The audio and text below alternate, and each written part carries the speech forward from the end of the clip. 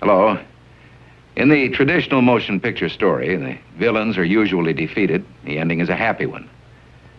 I can make no such promise for the picture you're about to watch.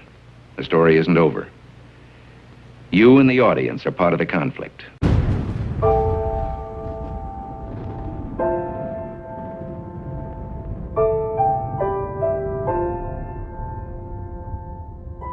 This story really begins for me back in the summer of 1992. I got a phone call from an older gentleman I knew who was a writer, and he asked me if I'd go attend a meeting for him at the University of California, Berkeley. He told me that the Communist Party USA had recently split over differences of how to best take America down. Some were wanting to still work toward a violent revolution, while others were wanting to focus their efforts on using public policy to subvert America from the inside. He was curious what they had to say. I mean, after all, the Berlin Wall had just come down, the Soviet Union had dissolved, and the whole world was saying communism is dead.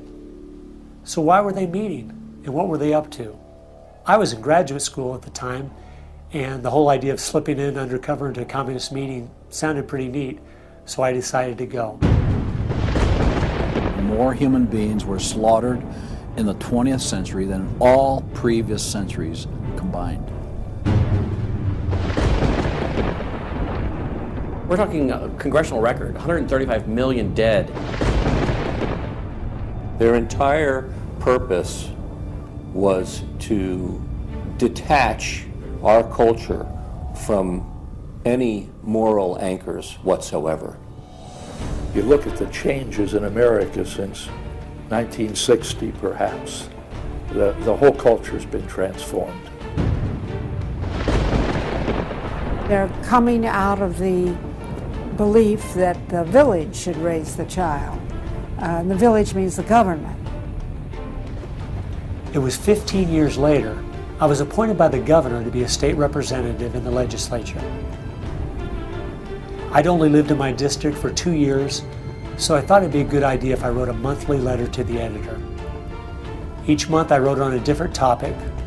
In January 2008, as I was contemplating what to write my letter on, I thought back to the meeting in 1992, and I thought of the goals they'd outlined and where America was today, and I couldn't believe how successful they had been. We've come from Norman Rockwell's America to Hugh Hefner's America. They have deliberately destroyed the American family, understanding that's the foundational block that builds a society. They basically try to say that the state itself is ultimate, that there's nothing, no law higher than the state, and if there's no law higher than the state, there's no appeal against it. They're training them for the collective, and a collective mindset and a dependency mindset. And it seems that they, again, want to have people be uneducated, so then they do become wards of the state. They're dependent on the government to provide everything for them. They go to the places that influence, or I should say, where they can have leverage.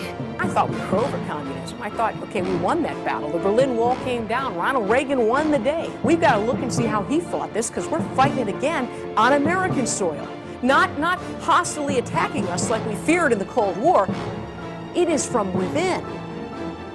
They'd accomplished almost every single one of them, and nobody seemed to be noticing.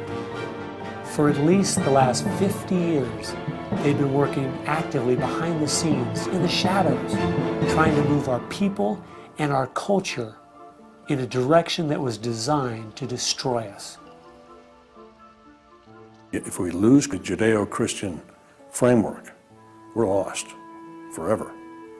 This film will show that the brave new world they seek is nothing more than the failed policies and ideologies of the communism that enslaved over a third of the world's population during the 20th century.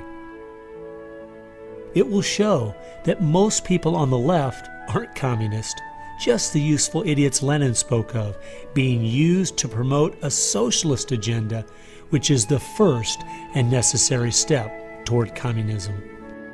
I think this is one of the most serious threats to our country at the present time.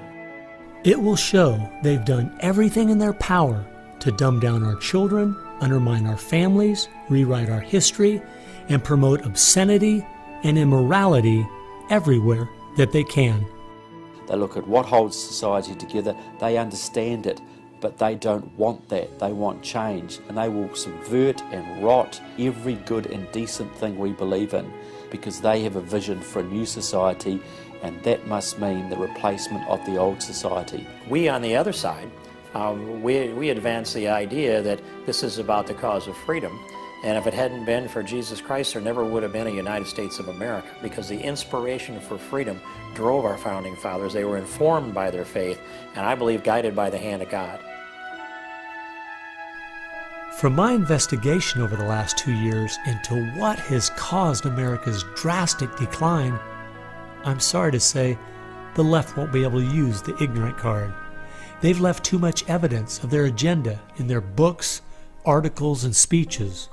No, America has an enemy that is getting very close to accomplishing its plan of destroying the greatest country in all world history. Once people figure it out, they're going to do what people everywhere do. They're going to start protesting, and they're going to start revolting. And when that happens, that's when the powers that be feel threatened, and they use the power that they have.